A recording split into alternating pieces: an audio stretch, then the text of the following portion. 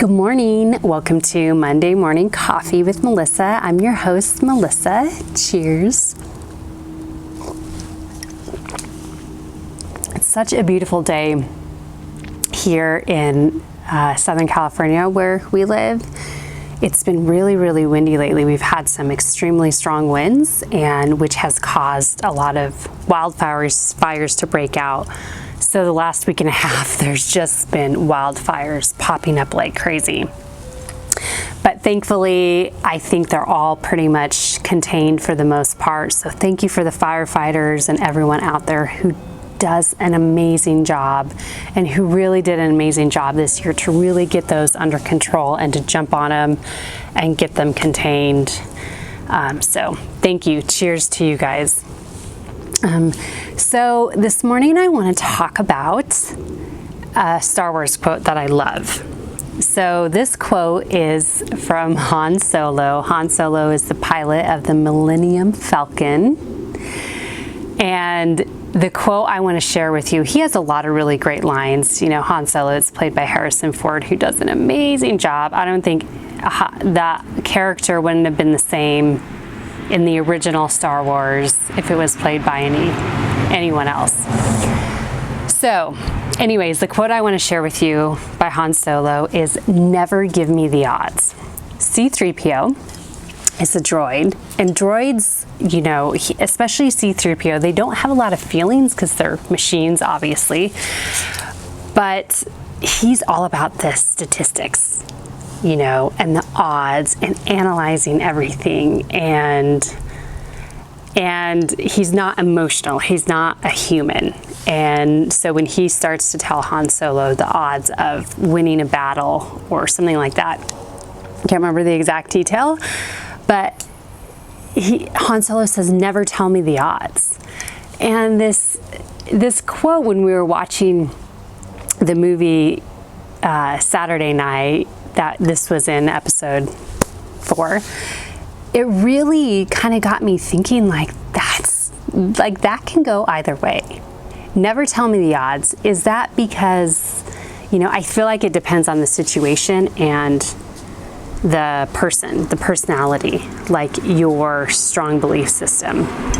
For example, my hubby Scott and I backpacked our first backpacking trip. We hiked the Kalalau, the Nepali coast on the north side of Kalalau, the Kalalau Hawaiian Island. And that's the rainy side. It's the wet side of the island. And so anyways, we're like all excited. We planned this trip to Hawaii. We're gonna go hike the Nepali coast, backpack for the first time. It's only 2 nights, 22 miles round trip. Oh, yeah, a piece of cake. Well, we get to Kauai and we stay a couple days before we actually go on our backpacking journey. And the night before, we find out it's one of the most difficult trails in the United States. And it ends at it ends at this beach, Kalalau Beach. And you can only get there by kayak or backpacking. You can't boat in, you can't land a helicopter there. Those are the only 2 ways to get in. So we're like, whoa, that's really cool. It's really remote. And it was beautiful. It was an amazing hike. There was this section. So anyways, and they had an unusually heavy rain. And there were like 6 streams that we had to cross, 5 or 6. I think it was 6 that we had to cross. And they were having unusually heavy rains at that time, for that time of year. So we're like, oh gosh. So people were kind of freaking us out, but I was like, you know what? Whatever, we'll be taken care of. Everything will be great. So we start hiking the first day. It's beautiful, absolutely gorgeous. Streams were totally crossable. Then we get to, it's about mile 7.5. And there's this section called Crawler's Ledge, where to the right of you is a 400-foot cliff. You're on a about 2-foot wide trail, and then to the left of you is just this big rock wall. So you're literally crawling along the wall on the trail to get, you know, past this point.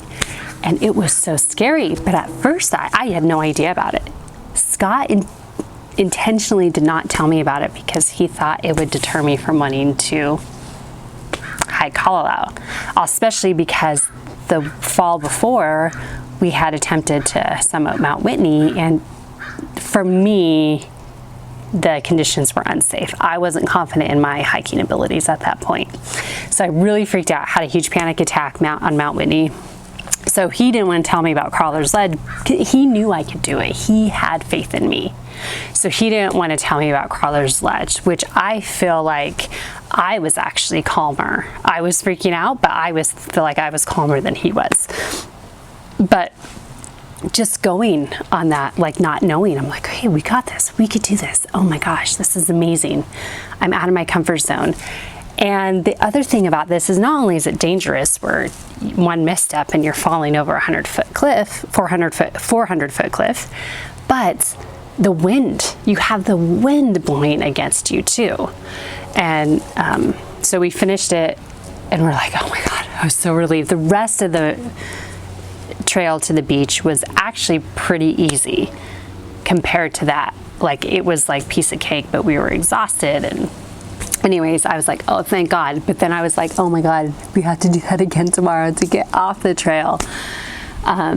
Anyways, so we did it. It was even windier, I feel like, the next day. But I was like, hey, I did this once. I could totally do it again. I got this. And we did it successfully, and we were relieved, and we got to our campsite and relaxed. And anyways, in a situation like that, I don't like knowing the odds. Like if it's like 100% of the people die on this trail, okay, that's something I want to know. That's when I'm like, well, I'm not doing that. But if it's like, well, maybe not, like 8% of people die, okay, I'm okay with that. Anyways, my point in telling you that is at that time, I was like Han Solo, and I didn't want to know the odds of surviving that backpacking trip because I probably would have never gone. And what that did to me was it helped me prove to myself that I can do something out of my comfort zone. I could do a big hike. I could do something physically and mentally challenged. So now whenever I'm challenged with something, whether it be a physical event or just like mental, like building a business is very challenging, you guys, like mentally challenging. It's really difficult, but I think of Kalalau, like that boosted my confidence for other challenges. I was able to summit Whitney. I thought, oh, I did Kalalau, I could do Whitney now, and I did Whitney. And it's just like, what do you prefer? Now, something where I do like knowing the odds is if it's a very high success rate, that is kind of like, okay, I could do this. I got this, no problem. But if it's like low success rates, I don't want to know.